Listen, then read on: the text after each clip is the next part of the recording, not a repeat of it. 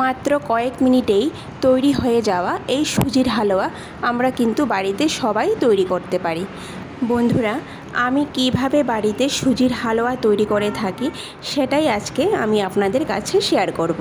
রাধে কৃষ্ণ বন্ধুরা, আমি টুলটুল, আর এই টুলটুলের রান্নাঘরে আপনাদের সবাইকে স্বাগত। তো সবার প্রথম চুলায় একটা প্যান বসিয়ে তাতে 1 মুঠো বাদাম, 1 মুঠো কাজু বাদাম আর 1 মুঠো পেস্তা বাদাম ভালো করে ধুয়ে প্যানের মধ্যে নিয়ে নিয়েছি। এবার ভেজা বাদামগুলো একটু নাড়াচাড়া করে শুকিয়ে নেব। মাঝারি আঁচে একটু নাড়াচাড়া করার পর বাদামের গায়ে লেগে থাকা জলগুলি যখন শুকিয়ে যাবে তখনই আমি এতে 1 চামচের মতো ঘি দিয়ে দেব। ঘি দিয়ে ভালো করে বাদামগুলো ভেজে নেব। বন্ধুরা, বাদামগুলো কিন্তু খুব বেশি লাল করে ভাজবো না, হালকা ভেজে নেব। এইভাবে হালকা যখন ভাজা হয়ে যাবে তখনই আমি বাদামগুলো একটি পাত্রে নামিয়ে নেব। তারপর ওই প্যানে আরও 2 চামচের মতো ঘি দিয়ে দেব। ঘি দিয়ে ভালো করে গরম করে নেব। আর ঘি দেওয়ার পর কিন্তু আমি চুলার আঁচ একদমই কমিয়ে রাখবো।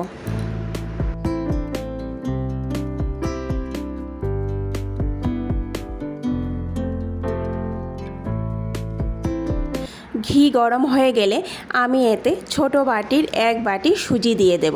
আমি এখানে 1 বাটি সুজি দিয়েছি, আপনারা সুজির পরিমাণটা কম বেশি নিতে পারেন। তারপর আমি এতে খুব সামান্য পরিমাণ লবণ দিয়ে দেব। এবার কম আঁচে আমি সুজিটাকে ভেজে নেব। সুজিটা ভাজার সময় কিন্তু চুলার আঁচ একদমই বাড়িয়ে দেওয়া যাবে না বন্ধুরা, একদম কম আঁচে সুজিটাকে ভেজে নিতে হবে। দেখুন, সুজিটার কালার কিন্তু অনেকটা চেঞ্জ হয়ে গেছে। আমার এখানে 5 মিনিটের মতো সময় লেগেছে সুজিটা ভাজতে। 5 মিনিট ভাজার পর যখন সুজির কালার চেঞ্জ হয়ে যাবে তখনই আমি এতে অল্প অল্প করে জল দেব আর এইভাবে নাড়তে থাকবো। বন্ধুরা, যতটুকু সুজি নেব তার 3 গুণ পরিমাণ জল বা দুধ দিয়ে দেব। আমি এখানে 2 বাটি পরিমাণ জল দিয়েছি আর 1 বাটি দুধ দিয়ে দেব। বন্ধুরা, আপনারা চাইলে এখানে জলের পরিবর্তে পুরোপুরি দুধ দিয়েও হালুয়াটা তৈরি করতে পারেন। আমি এখানে 2 বাটি জল আর 1 বাটি দুধ দিয়ে হালুয়াটা তৈরি করছি। এবার কম আঁচে অনবরত এইভাবে নাড়তে থাকবো। খুব বেশি সময় লাগে না বন্ধুরা, 2 থেকে 3 মিনিটের মধ্যেই দেখবেন হালুয়াটা তৈরি হয়ে গেছে। এবার আমি একটা তেজপাতা ধুয়ে দিয়ে দেব। তারপর এইভাবে আবারও ভালো করে নাড়তে থাকবো। তারপর কম আঁচে 1 মিনিটের মতো ঢেকে রেখে দেব। বন্ধুরা, হালুয়ার কালারটা যাতে দেখতে ভালো হয় তার জন্য আমি এখানে অল্প কিছু পরিমাণ দুধের মধ্যে খুব সামান্য পরিমাণ হলুদ গুঁড়ো মিশিয়ে নেব। হালুয়ার মধ্যে হলুদ গুঁড়োর কিন্তু কোনো রকম কোনো টেস্ট বা গন্ধ আসবে না, শুধু কালারের জন্যেই এই হলুদ গুঁড়োটা দেওয়া। এটা কিন্তু পুরোপুরি অপশনাল। আপনারা যদি হলুদ গুঁড়োটা না দিতে চান তাহলে কোনো সমস্যা নেই।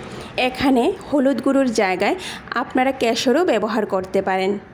সুজিটাকে ভালো করে নাড়াচাড়া করে এর মধ্যে 7 থেকে 8 চামচের মতো চিনি দিয়ে দেব। তার মানে আমি এখানে যতটুকু সুজি নিয়েছি তার থেকে একটু কম চিনি দিয়ে দেব। তারপর গুলে রাখা হলুদের দুধটা দিয়ে দেব।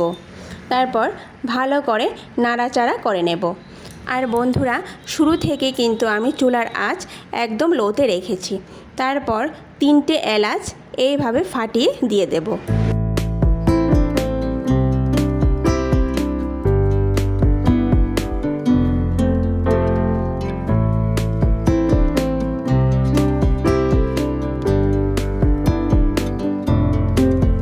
চিনিটা যখন সুজির সঙ্গে ভালো করে মিশে যাবে তখনই আমি চুলার আঁচটা বন্ধ করে দেব।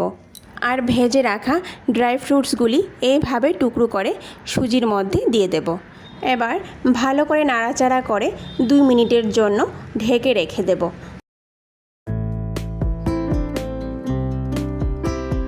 ফিরে আসলাম বন্ধুরা 2 মিনিট পর।